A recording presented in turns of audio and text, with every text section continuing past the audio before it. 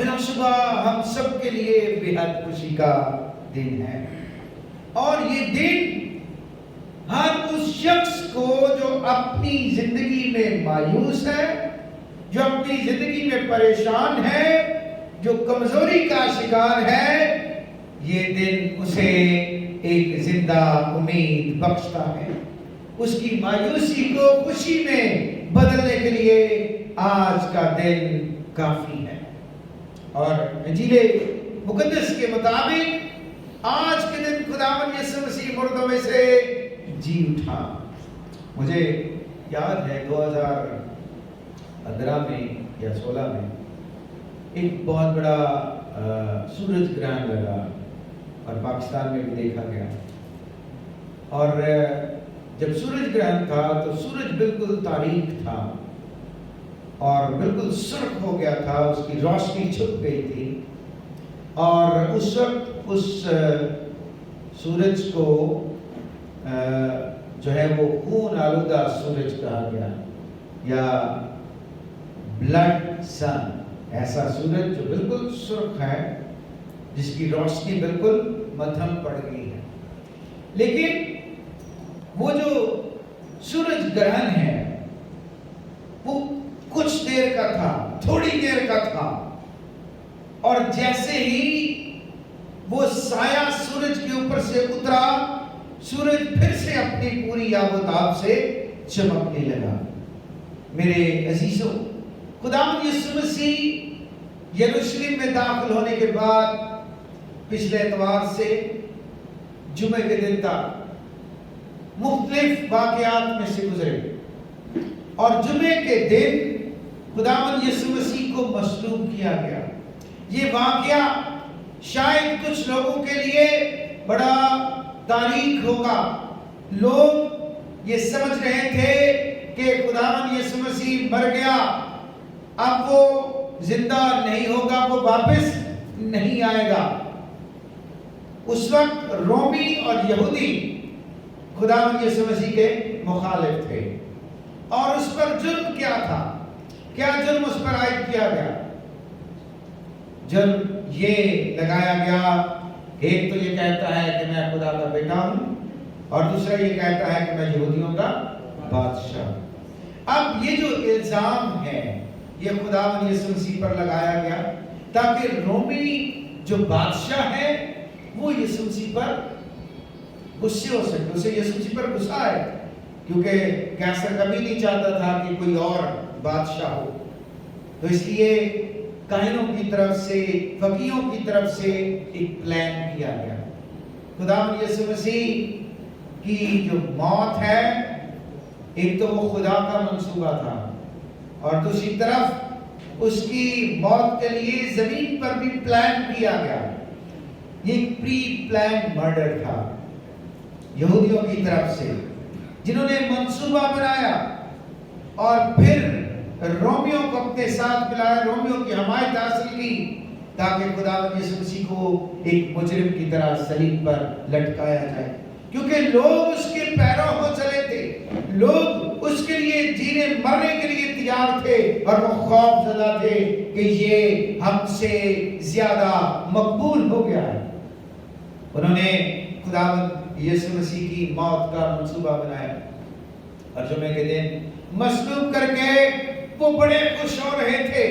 یہودی یہ سوچ رہے تھے کہ ہم نے ایک ایسے شخص کو جو شریعت کی مخالفت کرتا ہے، جو کفر بکتا ہے، ہم نے اس کو قتل کر دیا ہے۔ رومی یہ سمجھ رہے تھے کہ ہم نے ایک غدار کو، ایک باغی کو صلیب پر چڑھا کر دنیا کو دکھایا ہے کہ کوئی ہماری مخالفت نہیں کر سکتا، اور موت اس لیے خوش تھی کہ وہ جو مردوں کو زندہ کرتا ہے آج میری آغوش میں ہے۔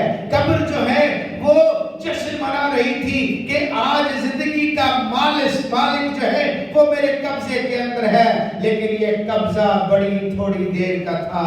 یہ قبضہ خداوند یسوع مسیح کی اپنی مرضی سے تھا، اور جیسے ہی خداوند یسوع مسیح کا کام مکمل ہوا، خداوند یسوع مسیح موت اور قبر پر فتح پا کر جی اٹھا، اور اس کے جی اٹھنے کے وسیلے سے حکومتوں کا برگلا تماشا بنایا گیا۔ وہ موت جو خوش تھی اسے پتا چل گیا کہ زندگی کا مالک یہ ہے۔ یہودی پریشان ہو گئے کہ ہم تو کہتے تھے نہیں زندہ ہوگا، لیکن یہ جی اٹھا۔ رومی کہتے تھے ہم نے قبر پر پہرا لگا دیا ہے، کون اس کو نکالے گا، لیکن یہ تو جی اٹھا۔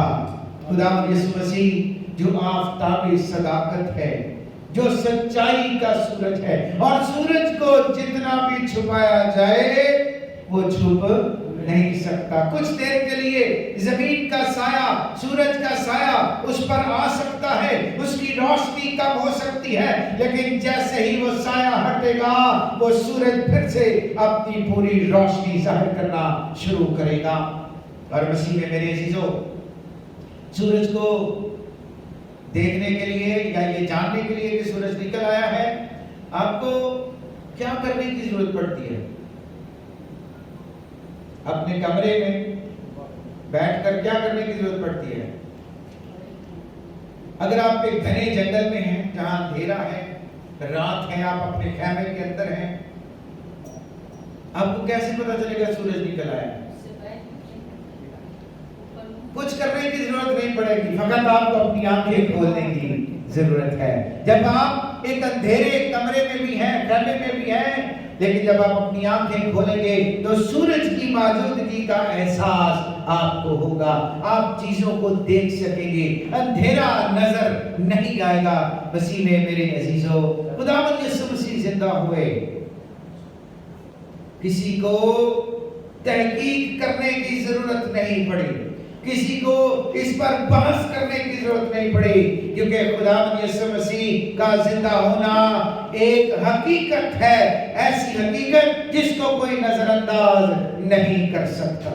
خداوند یسوع مسیح جب مصلوب ہوئے تو آپ کو پتا ہے ہفتے کے دن یا کل کا دن جو گزر گیا، یہودی اپنا سب کچھ بھول کر اس فکر میں تھے کہ اگر یہ اپنے کہنے کے مطابق جی اٹھا تو ہم بے عزت ہو جائیں گے، ہمارے پلے کچھ نہیں رہے گا۔ وہ کیسر کے پاس گئے، پلاطس کے پاس گئے اور کہا کہ ہمیں اس کی قبر پر پہرا چاہیے، اور رومی بادشاہ نے یسوع مسیح کی قبر پر ایک بڑا پتھر رکھوایا اور پھر اس پتھر کو سیل کیا، اس پر ایک مہر لگائی تاکہ کوئی اس پتھر کو ہٹا نہ سکے، کیونکہ وہ ڈرتے تھے کہ اگر اس کے شاگرد آ کر قبر میں سے لاش لے گئے تو وہ دعویٰ کریں گے یہ جی اٹھا تو ہم جھوٹے ثابت ہوں گے۔